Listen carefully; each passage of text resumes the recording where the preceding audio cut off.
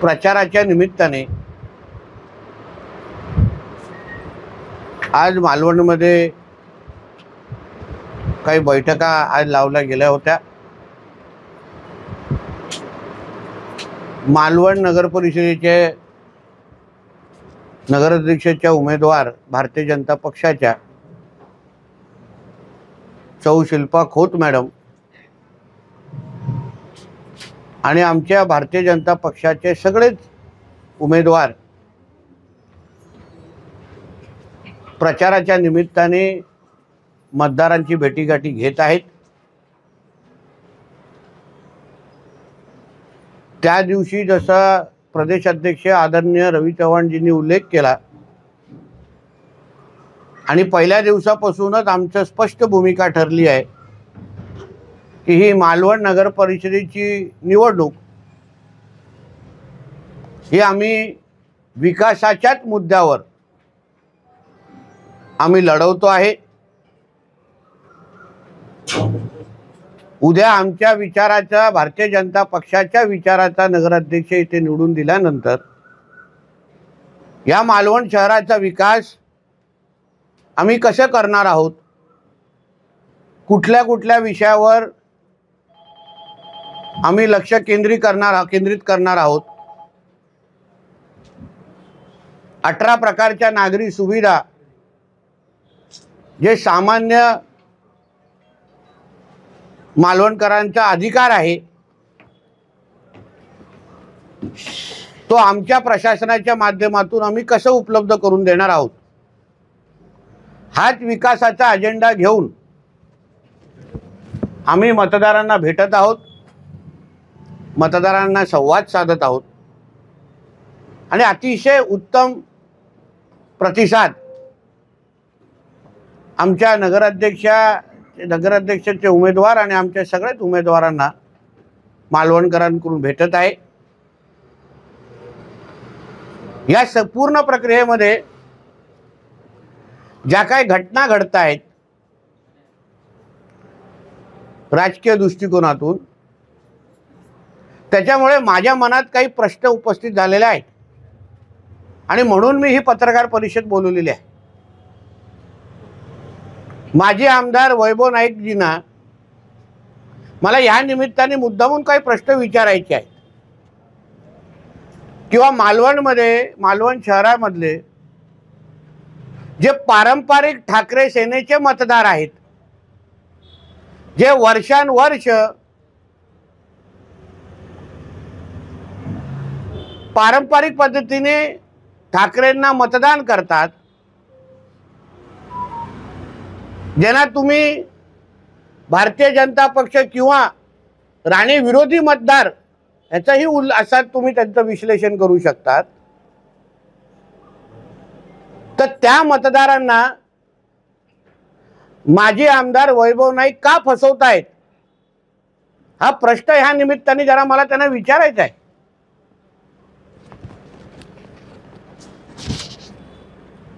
इथे हाकेच्या अंतरावर असलेले आमचा कणकवली तालुका,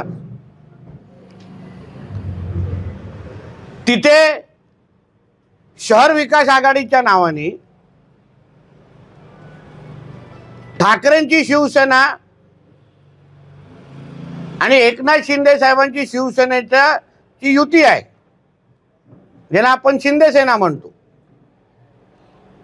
पण मालवणमध्ये एक दुसऱ्याच्या विरोधात लढतायत, एक दुसऱ्याच्या विरोधात मतदान मागतायत।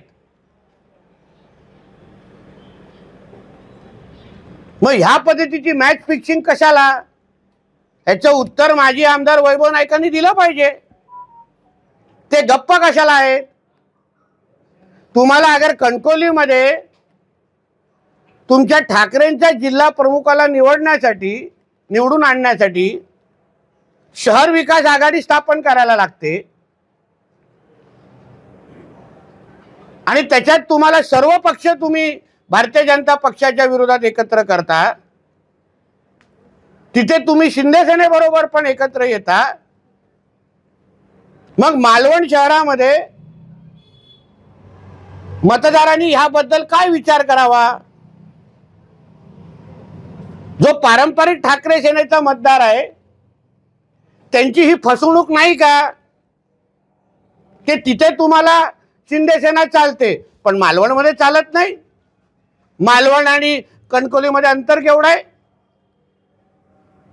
तिथे तुम्ही खांद्याला खांदा लावून प्रचार करताय रोज, पण ह्या मालवणमध्ये येऊन तुम्हाला वेगवेगळी मतं मागायला लागतात. ह्याचं उत्तर मौनी बाबा झालेले माजी आमदार वैभव नाईकांनी दिलं पाहिजे. म्हणजे तुम्ही तुमच्या पारंपरिक असलेले जे निष्ठेने तुम्हाला वर्षानुवर्ष ठाकरे सेनेला लोकसभेमध्ये मतदान केलं, विधानसभेला मतदान केलं, त्या मतदारांना तुम्ही नेमकं का फसवताय? ह्याचं उत्तर माजी आमदार वैभव नाईकांनी द्यायलाच लागेल असं माझं म्हणणं आहे. भारतीय जनता पक्ष म्हणून आम्हाला अभिमान आहे की आम्ही आमच्या मतदारांना कधीच फसवत नाही. विकास आणि राष्ट्रत्व ह्याच्यावर आम्ही कधीच कॉम्प्रोमाइज करत नाही. चारही आमचे जिथे जिथे नगराध्यक्षाचे उमेदवार आहेत तिथे आम्ही भारतीय जनता पक्षाच्याच नावाने, कमळ ह्या चिन्हाच्याच नावाने आमचे चारही नगराध्यक्षाचे उमेदवार आणि सगळे नगरसेवकचे उमेदवार लढतायत, मतं मागतायत, आशीर्वाद मागतायत, सेवा करण्याची संधी मागतायत, विकास करण्याची संधी मागतायत. पण अशा पद्धतीची मॅच फिक्सिंग कधी करत नाहीत. म्हणजे तिथे फक्त भाजपचा विरोध म्हणून सगळे एकत्र यायचं, पण मालवणमध्ये शिंदे सेना आणि ठाकरे सेनेनी विरोधात का एक दुसऱ्याला विरोधात मतदान मागायचं? याबद्दल, अशा पद्धतीच्या फसवणुकीबद्दल, अशा पद्धतीच्या मॅच फिक्सिंग बद्दल माजी आमदार वैभव नाईकांनी आपली भूमिका स्पष्ट करावी. कारण का अशा पद्धतीच्या अशा पद्धतीच्या त्यांच्या हक्काच्या पारंपरिक मतदारांना फसवण्याची भूमिका अगर तुम्ही घेत असाल, मौनी बाबा म्हणून गप्प बसत असाल, तर मला विश्वास आहे येणाऱ्या 2 तारखेला मालवण शहरातले जे शून्य मतदार आहेत ते निश्चित पद्धतीने विचार करतील. एवढंच ह्या निमित्ताने मला सांगायचं. अहो बाबा, आम्ही त्याही दिवशी तुम्हाला बोललो, आज परत परत बोलतो. पाहिजे तर ॲफिडेव्हिट करून आम्ही कार्यकर्ता तुम्हाला देतो. कारण का युती संदर्भातचे प्रस्ताव किंवा निर्णय हे वरिष्ठ पातळीवर होतात. प्रदेश अध्यक्ष, मुख्यमंत्री साहेब, त्यांचे प्रमुख नेते असे मिळून ते निर्णय घेतात. का जिल्हाध्यक्षांच्या नेतृत्वाखाली आम्ही सगळ्यांचे इंटरव्ह्यू घेतले उमेदवारांचे. मग काही बैठका पण झाल्या कार्यकर्त्यांच्या शहर पातळीवर. मग मालवणमध्ये बैठक झाली, सावंतवाडीमध्ये झाली, वेंगुर्ल्यामध्ये झाली, कणकवलीमध्ये झाली. आणि जे काय त्यांचं म्हणणं होतं युती बाबतीचं, मी तसं आमच्या जिल्हाध्यक्षांच्या माध्यमातून आम्ही प्रदेश कार्यालयाकडे पाठवलं. आता त्याबद्दल काय निर्णय घ्यायचा आहे ते प्रदेश कार्यालयाने आम्हाला जसं ठरवतील त्या पद्धतीने आम्ही काम करू शकतो. म्हणून या जिल्ह्यामध्ये येऊन अशा पद्धतीचे वक्तव्य करण्यापेक्षा आपण वरिष्ठ पातळीवर योग्य वेळी बोलला असतात, चर्चा झाली असती, तर तो निर्णय आम्हा लोकांना कळला असता.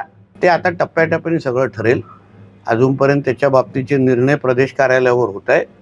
जसेच आम्हा लोकांना नेते कुठले काय कधी येणार आहेत जिल्ह्यामध्ये वरिष्ठ नेते पातळीवर, जसंच आमच्या जिल्हाध्यक्षांना कळवण्यात येईल तसं आम्ही तुम्हाला माहिती देऊ. तर तुम्हाला बोलल्याशिवाय सभा होणार पण नाही. तुमच्याकडून आम्हाला ताकद आणि प्रसिद्धी लागणार ना.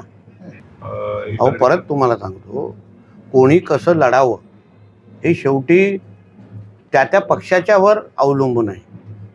आणि मतदार आमच्या सिंधुदुर्गचा फार सुज्ञ आहे. त्यांनी आपल्या आपल्या पद्धतीने कुठल्या पक्षाला प्राधान्य द्यावं, कुठल्या पक्षाच्या नगराध्यक्षाचे उमेदवार कसे आहेत, कुठल्या पक्षाचे प्रधानमंत्री आहेत, कुठल्या पक्षाचे मुख्यमंत्री आहेत, कुठल्या पक्षाचे पालकमंत्री आहेत, कुठल्या पक्षाचे मत्स्य व्यवसाय मंत्री आहेत, कुठल्या पक्षाचे बंदर मंत्री आहेत, कुठल्या पक्षाचे खासदार सन्मान्य राणेसाहेब आहेत. आज शिल्पा खोत मॅडम आमच्या ज्या नगराध्यक्षाचे उमेदवार आहेत त्यांचं सामाजिक काम, लोकांशी असलेला जनसंपर्क, असलेली त्यांची दूरदृष्टी, आज प्रत्येकाकडे गेल्यानंतर माझ्या घरातली मुलगी किंवा मुलगी असल्याप्रमाणे त्यांच्याबरोबर जे नातं जे आपल्याकडे सगळीकडे दिसतं आहे, हे बघितल्यानंतर मतदार 2 तारखेला निर्णय घेणार आहेत. म्हणून तुम्ही आमच्या सिंधुदुर्गच्या मतदारांना असं कमी लेखू नका केसरकर साहेब. ते फार सुज्ञ आहेत, त्यांना माहिती आहे निर्णय काय घ्यायचा आहे आणि कधी कुठला निर्णय घ्यायचा आहे हे आमच्या मतदारांना चांगल्या पद्धतीने माहिती. साहेब, वैभव नाईक म्हणतात की 100 कोटीचा निधी मालवण नगरपालिकेकडे पडू आणि त्या जोरामध्ये ते हाच मुद्दा घेऊन ते निवडणूक लढवले. त्यांनी आरोप केला की 100 कोटीचा निधी पडू नये. आता कदाचित त्यांना निधी कुठे ठेवला असेल, काय ठेवला असेल, त्यांना जास्त माहिती आहे, म्हणून त्यांनी थोडे माहिती कधीतरी आम्हाला द्यावी. निधी जनतेचा पडून राहू नये. शेवटी हा निधी हा जनतेचा असतो, जनतेचा अधिकार त्या निधीवर असतो. म्हणून पायी पायी खर्च करणं हे त्या प्रशासनाची जबाबदारी असते.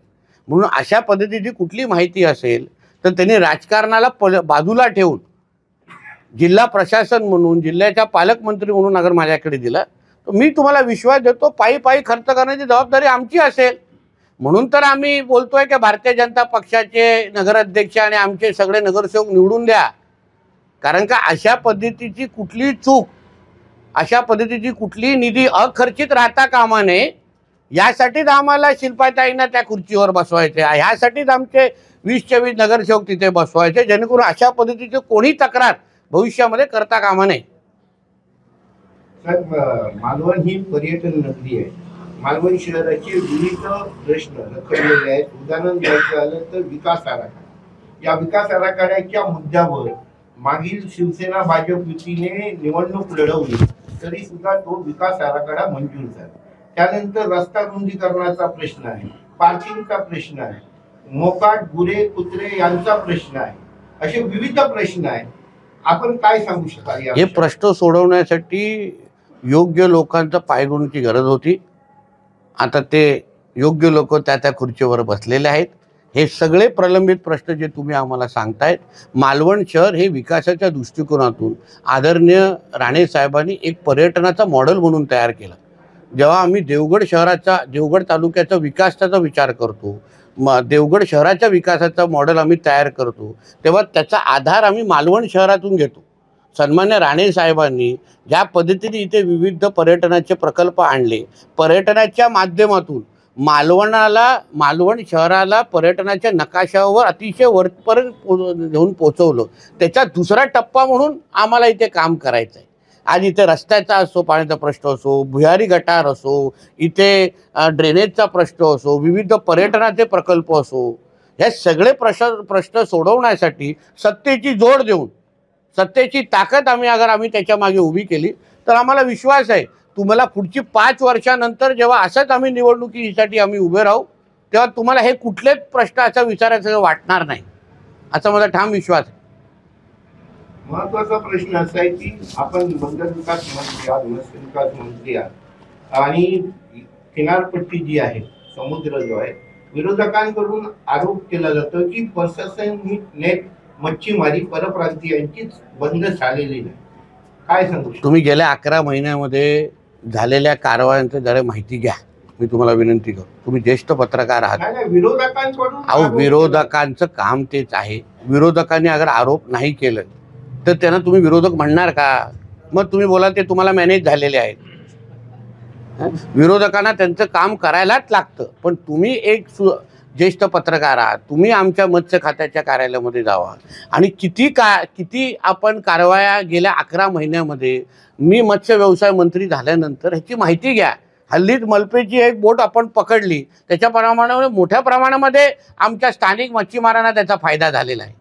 आपण कुठल्याही पद्धतीने अवैध मत्स्यमारी ज्याच्यामुळे आमच्या स्थानिक मच्छीमारांना त्रास होईल अशी कुठलीच भूमिका आम्ही घ्यायला देत नाही. म्हणून 11 महिने झाले आपण ड्रोनची सुरक्षता वाढवली. आता आपण 5 गस्ती नौका आणतोय, त्या पण स्टीलच्या. ते आता आपण आचारसंहिता झाल्यानंतर मुख्यमंत्र्यांच्या हस्ते मी उद्घाटन करणार आहे आणि किनारपट्टीवर आपल्या त्या गस्ती नौका स्टीलच्या तुम्हाला दिसतील. आत्ता असलेल्या लाकडी बोटीतून लहान मुलाला पण पकडू शकणार नाही, एवढ्या त्या वळखळीत आलेल्या आहेत.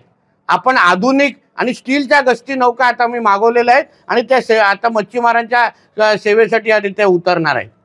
म्हणून पहिल्या 11 महिन्यामध्ये झालेल्या कारवाया आणि माझ्या अगोदरच्या मंत्र्यांकडून झालेल्या कारवाया याचं थोडं तुम्ही तोलमापन करावं. मग तुम्हाला कळेल की किती फरक झालेला आहे, किती आम्ही टाईट आणि शिस्तबद्ध काम इथे करतोय. आज आपल्या किनारपट्टीवर आलेल्या कुठल्याही व्यक्तीला जो चुकीच्या पद्धतीने अगर आपल्याकडे आला तर त्याला माहिती आहे की परत जाण्याचे दरवाजे तसे बंद असतात. आम्ही तडजोड कुठल्याही अधिकाऱ्याला करायला देत नाही. अहो, ह्याच मच्छीमारांसाठी आंदोलन करणारा हाच नितेश राणे होता. माझ्यावर केस होता बांगड्यापैकी, हाच नितेश राणे होता. मी केसेस घेतले आहेत आमच्या मच्छीमारांसाठी. असंख्य आमच्या आजही त्या केसेसमध्ये असलेले लोक माझ्या आजूबाजूला बसलेले आहेत, समोर आहेत. हे बघा, मग बघा, म्हणून आम्हाला थांबा पत्रकार पण मग बघा किती आवाज येत आहेत. म्हणून मला तुम्ही सांगू नका की आम्ही कशा कारवाई करतो. जेव्हा मंत्री नव्हतो तेव्हाही ती भूमिका घेतली. आता माझ्या वरिष्ठांच्या कृपेमुळे आज मी स्वतः मत्स्य व्यवसाय खात्याचा मंत्री झाल्यामुळे मी काय कोणाला आमच्या मच्छीमारांना त्रास द्यायला देणार नाही. तर मध्यंतरी महायुती सरकारने एक चांगल्या प्रकारचा निर्णय घेतला होता शेरे जमिनीबाबत, समुद्रकाठच्या शेरे जमिनी, त्याविषयी पुढे काय झालं, आपण काय सांगतो? त्या बाबतीमध्ये माहिती मी तुम्हाला पूर्ण माहिती घेऊन त्याच्याबद्दल वेगळी पत्रकार परिषद मला घ्यायला लागेल, कारण इन डिटेल तुम्हाला सगळ्या गोष्टी समजवायला लागेल. पण अतिशय सकारात्मक पद्धतीने आमचं महायुती सरकार त्याबद्दल विचार करत आहे. त्याच शेरे जमिनींवर मच्छीमारांच्या झोपड्या आहेत, घरं आहेत. त्या सगळ्यांना नियमित करण्याची भूमिका हे आमच्या महायुती आणि केंद्र सरकारची आहे. आम्ही स्पष्ट सांगितलेलं, कोणालाही बेघर किंवा कोणालाही त्यांच्या घरातून न काढता ते घराचा अधिकार नाही तर त्यांच्यावर सतत टांगती तलवार असते. कधी ना कधी नोटीस येते आणि मग त्यांना घर खाली ते सतत भीतीच्या वातावरणामध्ये आमचे विचार ते सगळे मच्छीमार असतात. म्हणून त्यांना भविष्यामध्ये त्यांना तिथेच हक्काची घरं नियमित पद्धतीने कसं देऊ शकतो त्या दृष्टिकोनातून आमचं काम सुरू आहे. चला येऊ का? स्थानिक आमदार आहेत तर त्यांनी असा एक आरोप केलाय की जी महायुती आहे ती रवींद्र चव्हाण यांच्यामुळे फुटली. असं कुठेही त्यांनी नाव घेतलेलं नाही. आम्ही प्रत्येक प्रेस आणि प्रत्येक माहिती घेणाऱ्यापैकी आहोत. म्हणून कोणी अशा पद्धतीची लावालावी करत असेल तर आम्ही काय त्याला खतपाणी देणार नाही. तुमच्या चॅनल चालवण्यासाठी वेगळे आधार शोधा.